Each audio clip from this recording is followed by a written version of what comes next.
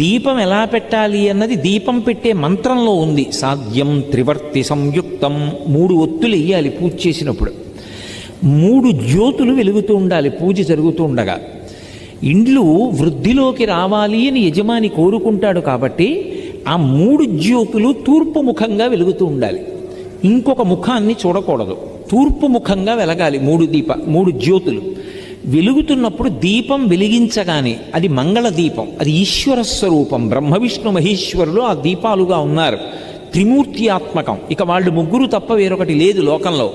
కాబట్టి అటువంటి దీపపు సమ్మె ఏది ఉందో దాని మీద పసుపు కానీ, కుంకం కానీ, అక్షతలు కానీ, పువ్వు కానీ ఉంచాలి.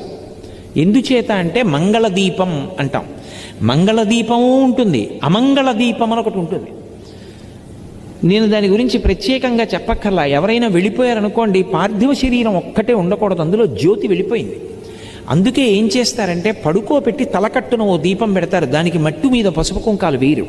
అది అమంగళ దీపం. మంగళ దీపం ఇంట్లో పెట్టారు అంటే దీపం వెలిగించగానే కాసిన పువ్వులు వెయ్యాలి, లేదా పసుపు వెయ్యాలి, లేకపోతే కుంకం వెయ్యాలి, లేకపోతే కాసిన అక్షతలు వెయ్యాలి, వేసి నమస్కారం చేయాలి. అదే ఈశ్వరుడు.